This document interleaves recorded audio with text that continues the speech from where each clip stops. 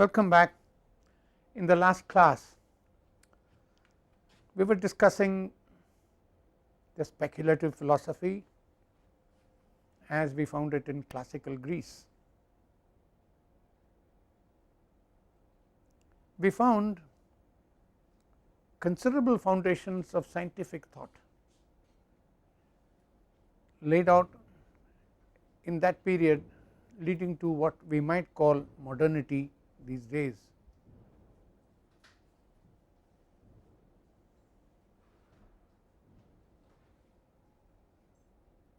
Now, from there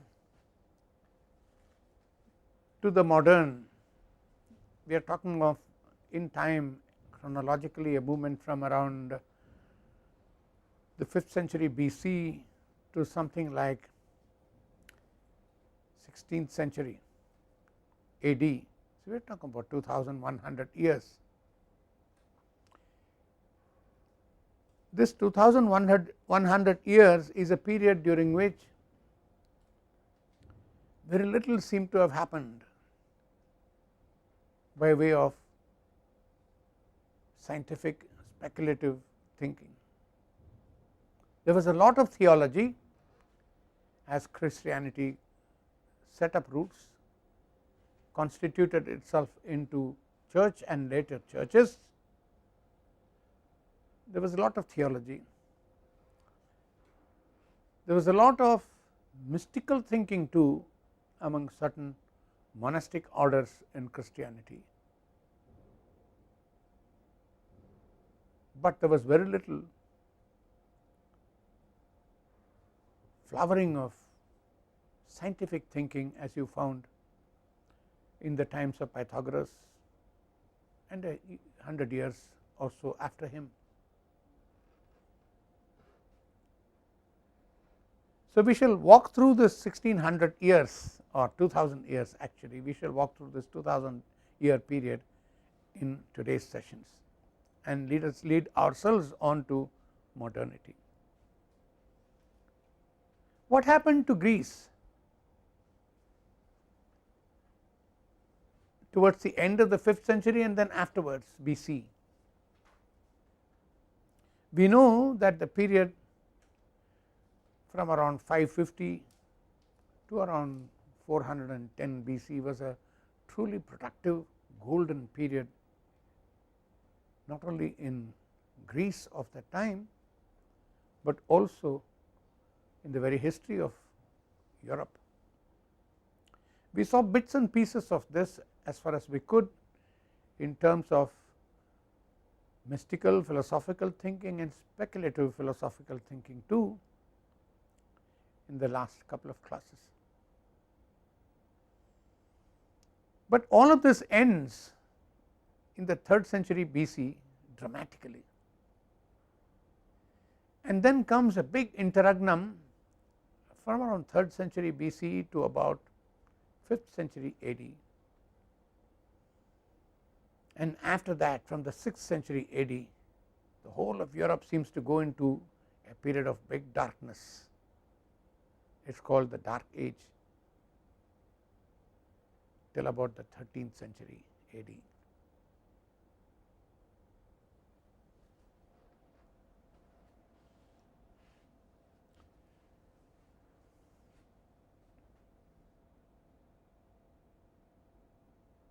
So, the questions we shall be asking today and trying to answer are: what happened to Greece towards the closing 50 years of the 5th century BC, and then what happened to Greece afterwards till finally there is very little of Greece left, enveloped totally in what came to be known as the Roman Empire, and then subsequently even the Roman Empire by the 6th century becomes a Christian empire. So, the Western world becomes a world of Christianity by then, from then on. If we want to know what happened in Greece in the second half of the 5th century BC,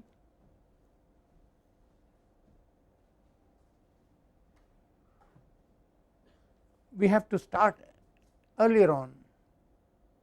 We had two great wars between 490 and 470 BC with the Persians. Darius, Xerxes, two great Persian emperors, defeated by a federation of Greek cities under the leadership of Athens. By the time it is 470 BC, the Persian incursion and the threats it imposed are becoming memory. From there on becomes a great period in the history of Greece, again led by Athens. You see, what happens is this federation of cities against the Persians is kind of constituted under duress of war, under duress and the threat of being extinguished. The Greek cities had to come together to fight the Persians, and Athens does a tremendous job trying to bring these cities together. In the process, gradually Athens assumes leadership of Greece and becomes virtually the political headquarters of Greece, much to the resentment of other cities, especially Sparta, with which Athens has a running dispute. Not just because Sparta is an independent city on its own, very proud, very militant, very aggressive, but the fact also remains that the cultures of Athens and Sparta are diametrically different. So, from around 450 BC onwards begins increasing conflicts between Sparta and Athens, increasingly for about 30 years, increasingly costly to both the economies and to Greece as a whole, till finally a huge epidemic of plague wipes out most of Athens' population, and along with it the great ruler of Athens, and that is virtually the end of Athens, because Athens loses out to Sparta in the war, and from there on the Greek civilization starts declining. You see, the victory of Sparta is a victory of what might be called the more boorish section of Greek population. Athens was the home of culture, Sparta was not, but Spartans were great fighters and far more conservative than Athenians used to be. Whatever, with the rise of with the conquest of Athens by Sparta, begins the decline of the Greek civilization, and the next century is the century of the Macedonians. Who are the Macedonians? Sharanya, take a shot. Well, they were from Macedonia, but other than that, I'm not sure. Okay. Can you? Alexander and his father. Oh my God, that is tremendous. They are Macedonians, but there were many other Macedonians too, but still that is right. The Macedonian, the word Macedonian brings into mind Philip and Alexander. It is said that Alexander engineered the death of Philip, but we do not think of it now because they are all Macedonians. Right, Alexander, quite an extraordinary phenomenon of all times in human history, young, leading his troops across the world, comes right up to Punjab and then sets up his branches from Punjab through Tigris and Euphrates valleys and all the way up Syria on to Egypt, and you name it, he has the world in his palm. So the Macedonian Empire speaks of the second epoch in the history of the Greeks. The first epoch, of course, is the epoch when they are all classical. We are not talking of the pre-classical Greeks here, it is all beginning there. The second epoch is the conquest by Macedonians, when there is subservience and no peace for the Greeks. In the classical epoch there was no subservience, they were free and they had no peace for themselves because they fought each other all the time. And around approximately 211 BC, I think, the Romans conquer Egypt, and that heralds the end of Macedonian Empire.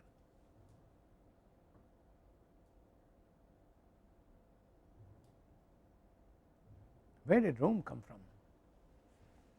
Suddenly, out of the blue. Well, you see, Rome was another city republic, as it were, as all the Greek cities used to be. If you recall, we have talked about Greek cities in Ionia in the northern side, then in the mainland Greece, and then the islands of Greece, around Greece, and most importantly in southern Italy. And we have also said the cities, Greek cities of southern Italy and the islands were usually homes where a lot of mysticism, Orphism, that sort of thing grew. Faith, religion, that approach to the universal. Whereas the Ionians were people who brought in a lot of thinking, brought in a lot of philosophy, who brought in a lot of scientific outlook, who were the ones who brought a lot of knowledge from Babylonia and Egypt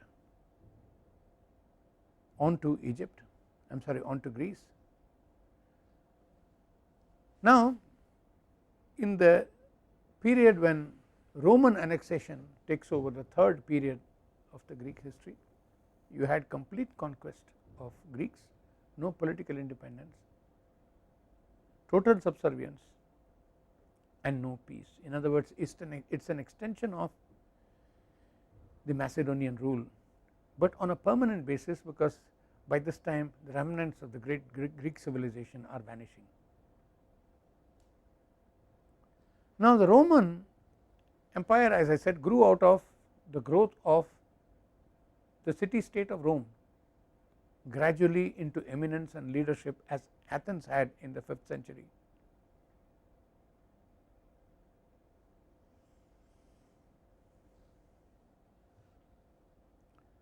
By about the end of the 3rd century, the Romans had conquered all of North Africa, Syria, and all the way down up to Babylonia,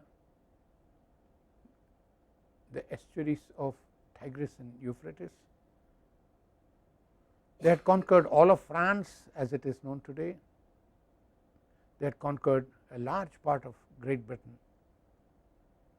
So the Roman Empire extended all the way from the Danube in the east in Europe to the Thames in London, and then it extended all the way from the coasts of the Baltic Sea in the north all the way down to the valleys of Tigris and Euphrates, deep down in the Arabic world, or rather in the Middle Eastern world. Arabic world came later.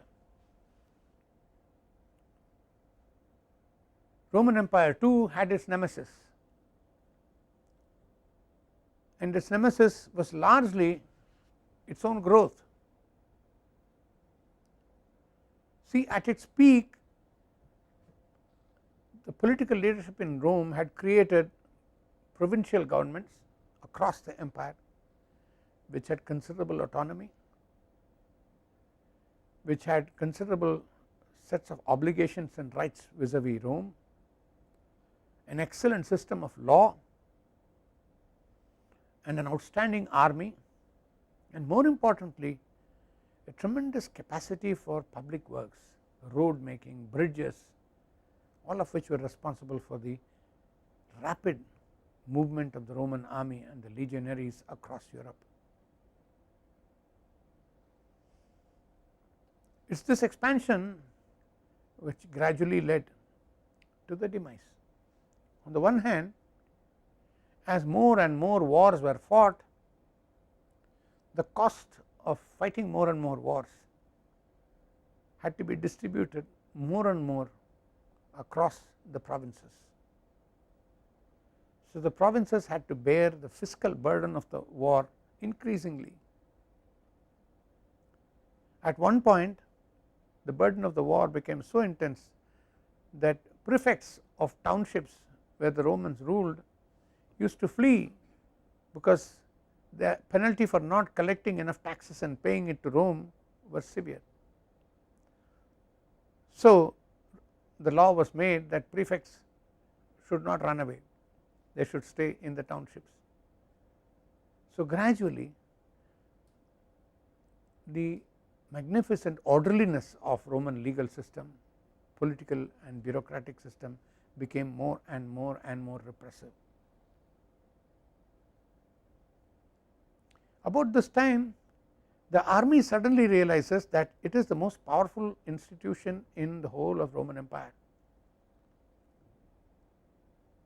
So, army takes it into its head that it should become the kingmaker of the Romans. So, army takes its privilege to assassinate a Caesar, or it might throw somebody out and put somebody else in his place. In other words, the army becomes central in deciding political leadership in Roman Empire, and the price is heavy for that, because what happens is different factions of the army start supporting different leading political numeries in Rome, and the price expected is not only rewards as salary by the soldiers, but also bonuses in the form of trophy after the victory is won against the other Roman whom you are fighting, and finally land grants.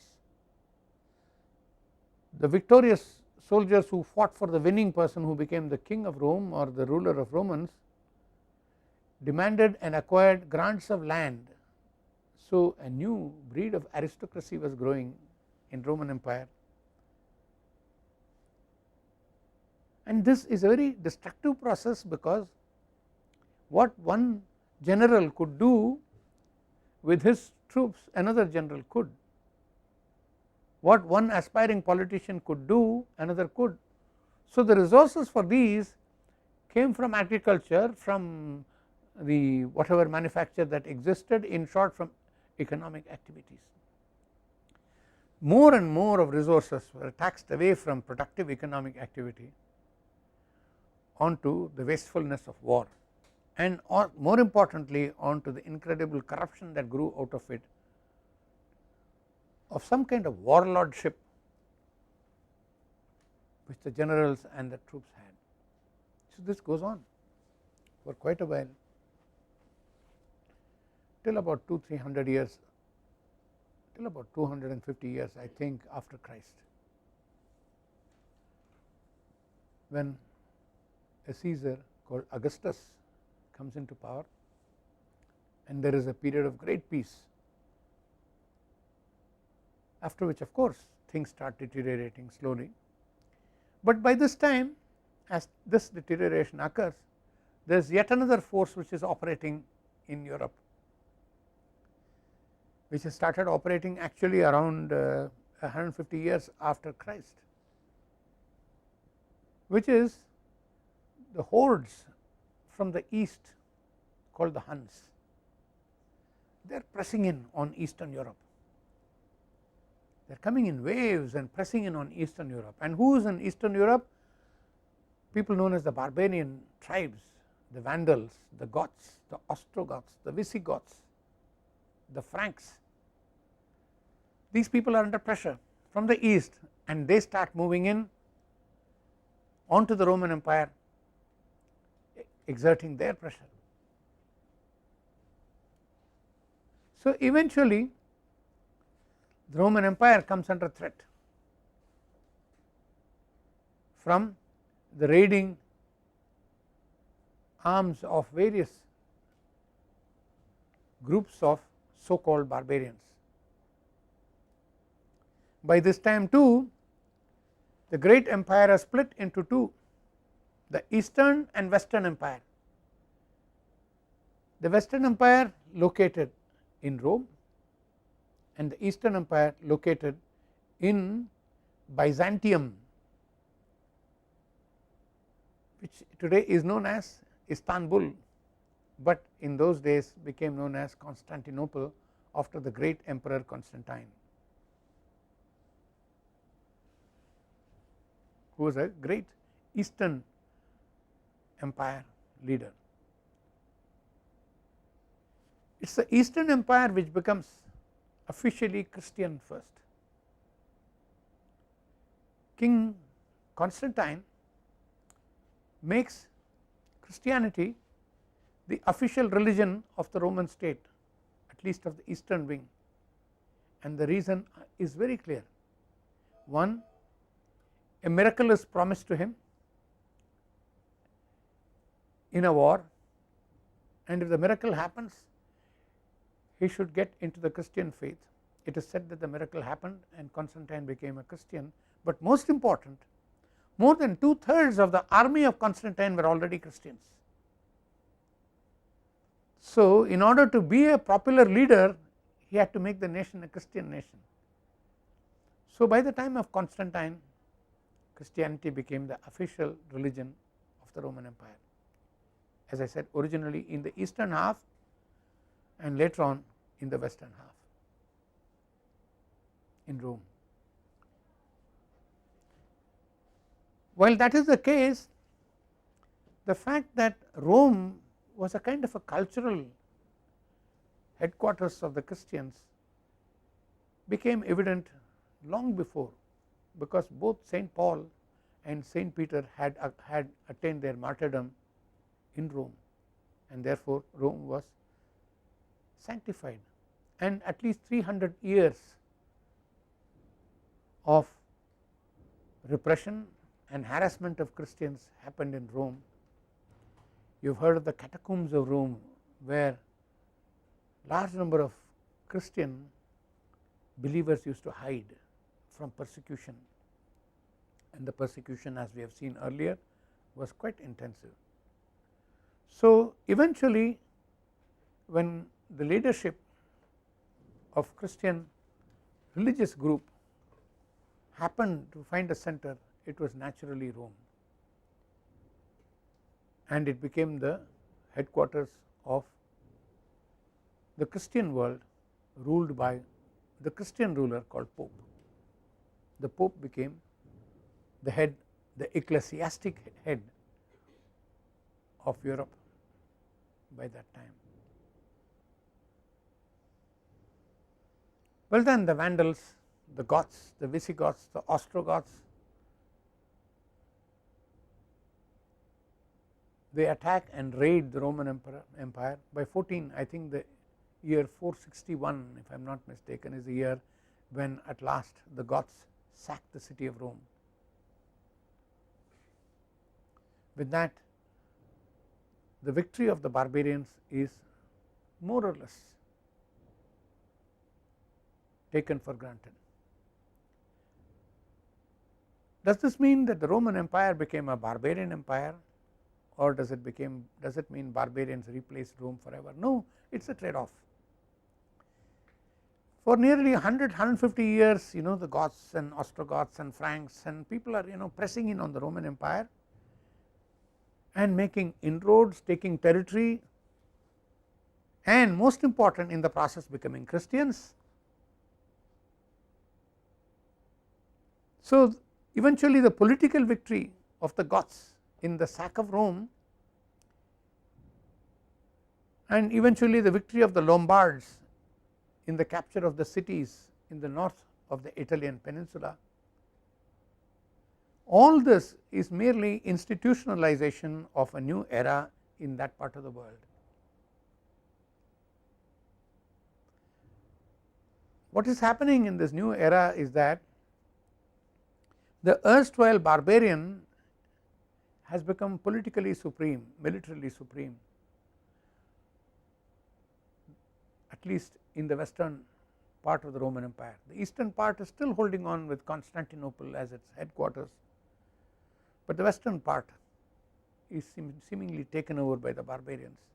So yes, they have taken over politically, they have taken over militarily, but the barbarians were endlessly envious of the Romans for their culture, their laws, their rules, regulations, their political organization. So over a period of time you find the barbarian rulers trying to become more Roman than Romans. So this is what is happening here by the 4th or 5th century. Christianity is come to hold itself strong in both eastern and western empires. In both eastern and western empires it is the official religion. Not only that, it is the religion of all the conquerors of Rome, the barbarians. So by the 5th century you can say Christian Europe comes into existence in a full-fledged form. Do you have any questions at this point?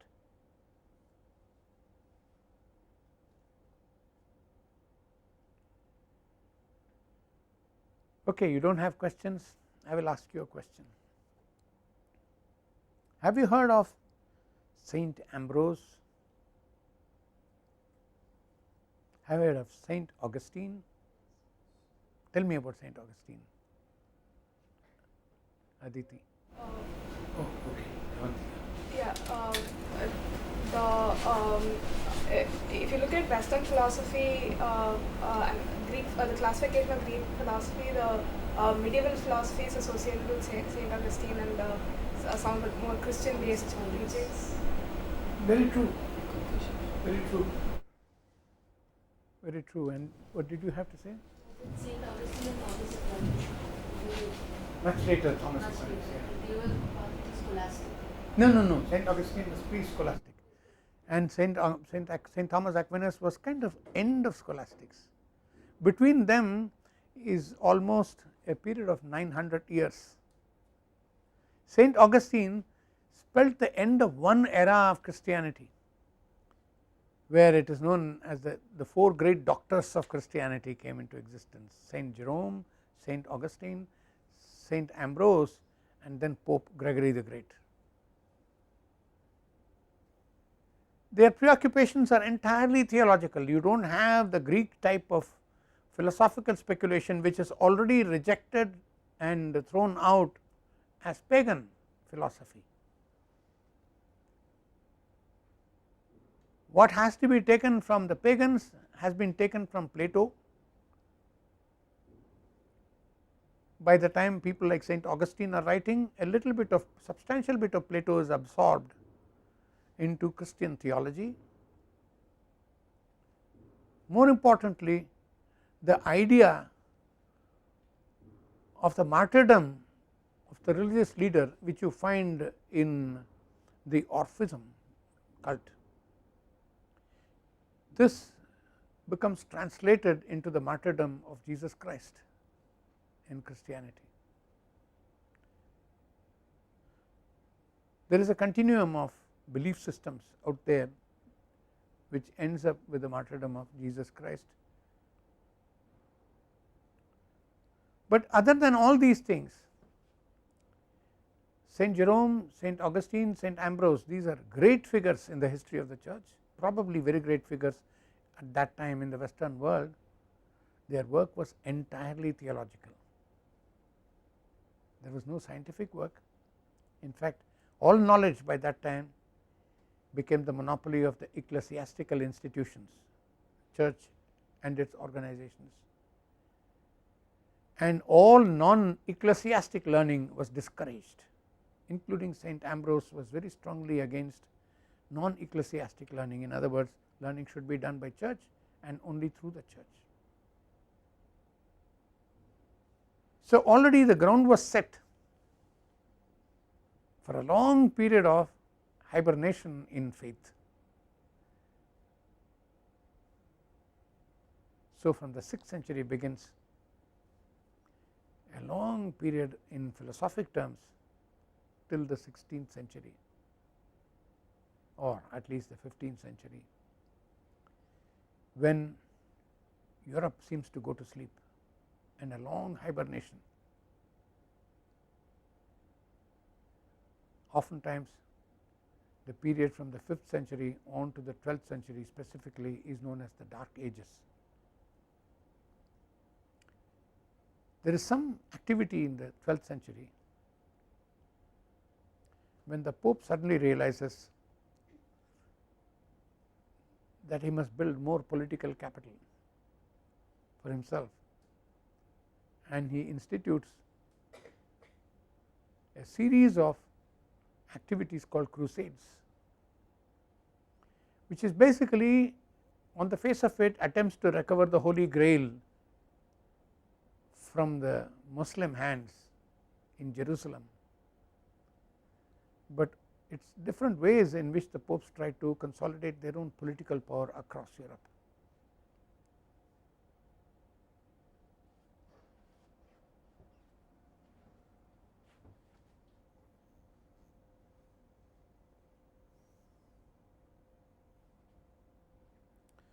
Can you tell me, can somebody tell me something about the Crusades?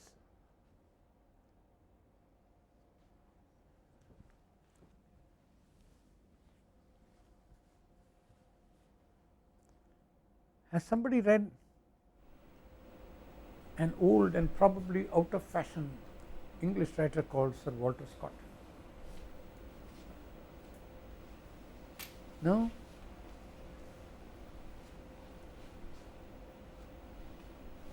Have you heard of names like King Richard the Lionheart in England? Does it seem familiar? No. Have you heard of a name called Saladin? These are all names out of the times of the Crusades. You see, by the time of the Crusades,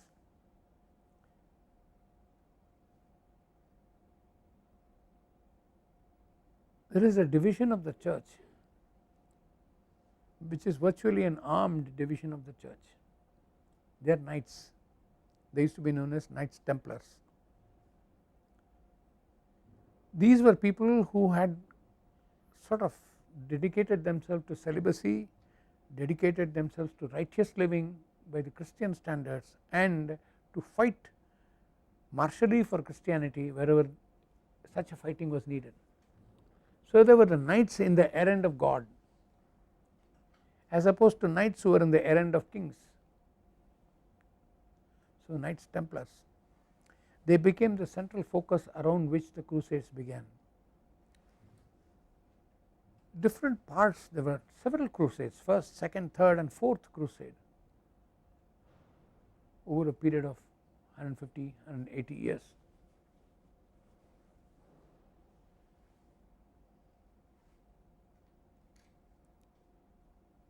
As I said, the ostensible purpose of Crusades was religious, to recover the relics from the sacred land which were thought to be property of Christians because it was the home of Christ. It was also an attempt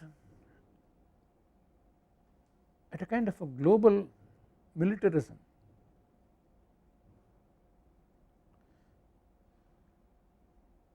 Because the Arab world was immensely politically powerful,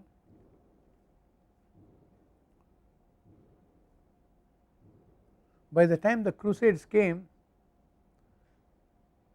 the Eastern Empire, which also used to be known as the Byzantine Empire because it was based on Byzantium or Constantinople,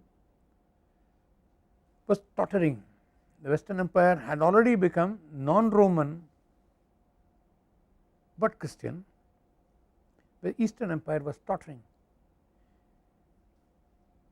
and there was, there is a lot of political, economic, opportunistic interplay in all these things. I shall just let you know a little event of this type. So when the Crusades were being organized, the Lombardian cities, that is the cities in northern Europe which had been occupied by Lombards and which were prospering, which were full of trade and activity, these Lombardian cities were looking to opportunity, and the Pope says, okay, now go fight the Crusades. The Christian armies will embark and sail towards the Holy Land and fight there. Fantastic. People of Venice saw the opportunity for themselves here. Venice, of course, being one of the principal Lombardian cities and a great port city. So they made a following presentation. They said, well, if you really want to send the Holy Army to Jerusalem and capture it, they have to land at some port like Haifa or Aqaba on the Middle Eastern mainland, on the Israeli mainland as it were, and that is a problem because that whole area is controlled by Muslims. The best thing is to have a gateway to Jerusalem, much closer to Jerusalem. The best thing is to capture Constantinople, and thereby you have the gateway to Jerusalem wide open and you could build a big war and so forth. Now everybody knew that the Venetians were trying to make good business out of this, but nobody had a choice because most of the ships seem to belong to Venetians, and you needed the ships to transport all the ships and horses and cargo, I am sorry, the troops and horses and the Knights Templars. So eventually there was an axe to grind across the place. That is what I was trying to say. It is much more complex, full of little intrigues here and there, and therefore a lot more complicated than a simple religious war. And if you read the stories of Walter Scott, you will find how in England the coming of the Crusades makes tremendous internal political transformations within England. So lots of things are happening in Europe is what I am trying to say when the Crusades come. Two things that happen with the Crusades are tremendously important. One, growth of business, lot of prosperity. So business groups are very prosperous because Crusades, they sell things to people who go to fight war for the holy purpose, but there is good business in that. Second, lot of internal political transformations occur across Europe because it is a big political wave which is sweeping across Europe, and lots of little waves happen following it, thereby changing political power structure with every crusade across different countries of Europe. But two other things happen which are not often mentioned. One is there is an incredibly aggressive violence unleashed against all the Jews in Europe. Jews till the first crusade controlled virtually all business in Europe. The entire transaction of business from the east towards Europe was controlled and organized and regulated by the Jews for centuries. But with the coming of the Crusades, one thing that happened was incredible unleashing of violence towards the Jews. They were massacred in large numbers, and vast quantities of Jewish property was annexed by the Christians. So by the end of the second crusade, most of European business had gone from the hands of the Jews onto the hands of Christians. So it is a big political economic shift, for which religion is an ostensible reason, but it is merely a predatory activity.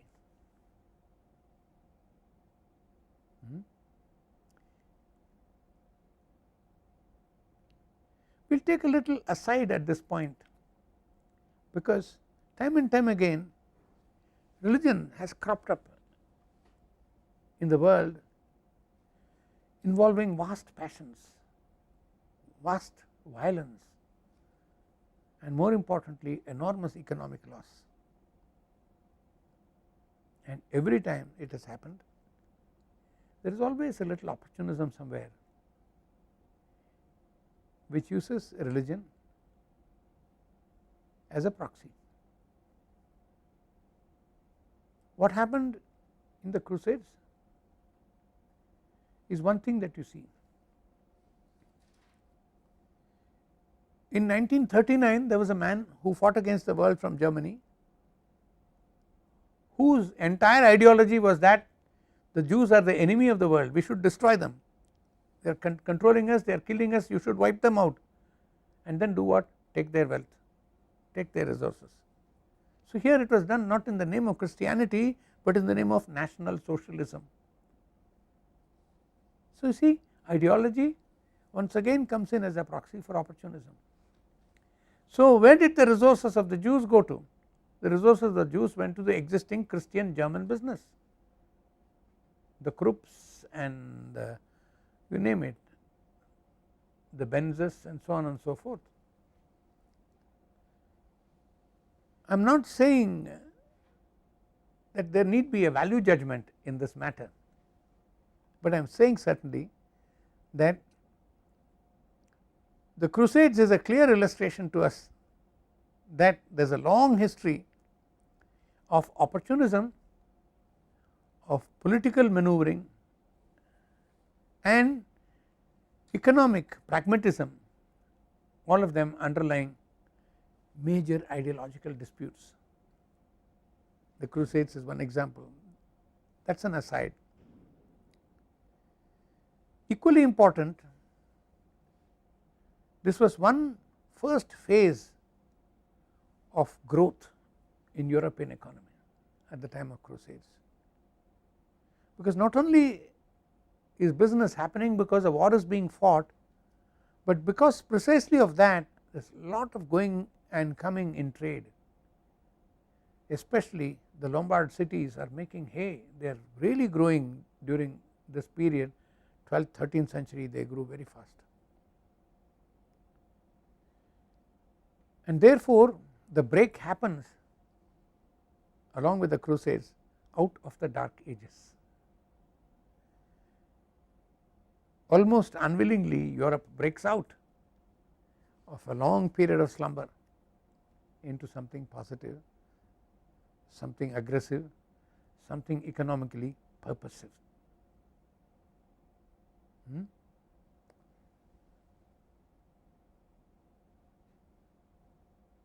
While this is happening, while the cities are growing, while trade is growing at this time, something else is on the eclipse. What is on the eclipse is the way in which rural society had got itself organized in Europe for the previous 700-800 years. That is going through enormous stress. There is a literal breakdown of that social order, and there is a literal renewal of rural energies, which starts around the time of Crusades and completes itself around the 16th or 17th century. So this period is a very crucial period, not only for the rise of towns, but for a change in the rural social and economic and political order in Europe. But in order to understand this rural economic and political and social order which was transformed, we must go back in time again to the Romans. The roots of the political, economic and social system which came into existence in the Dark Ages in Europe lay also during the time of the Roman Empire.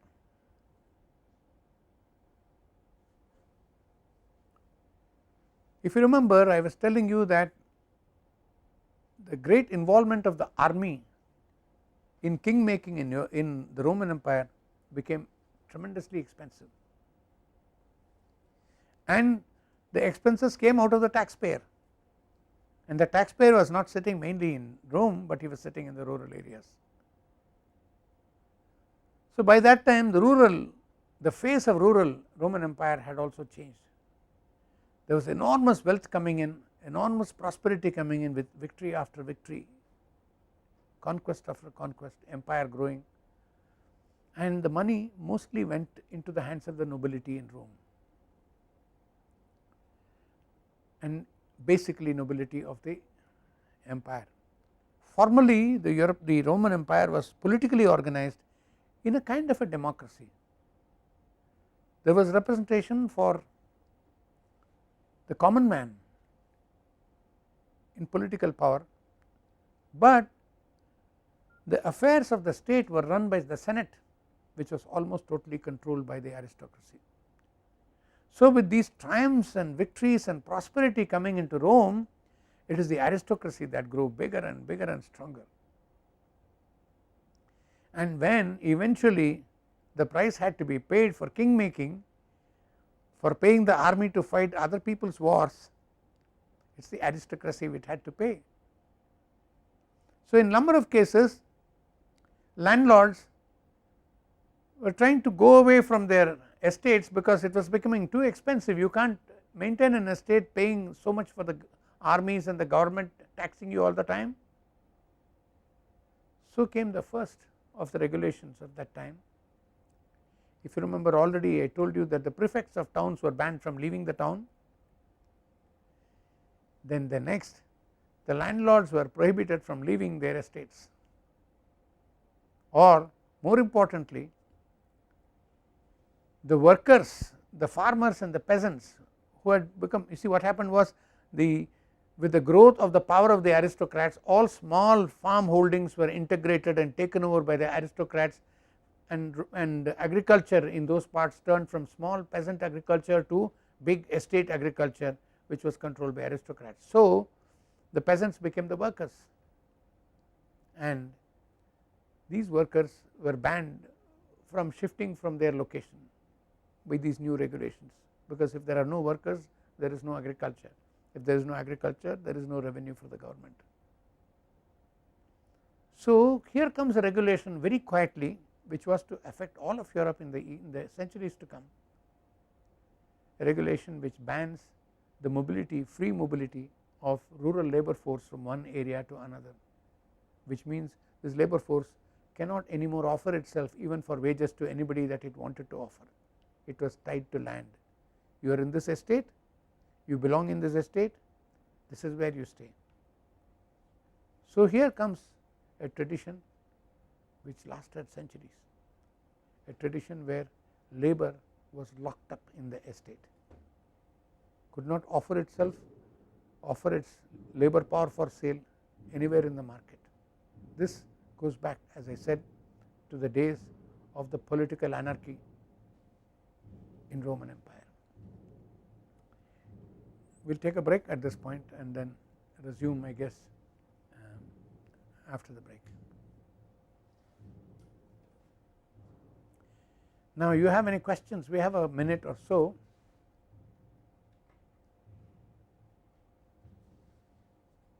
No, you don't. Okay, we will take a break.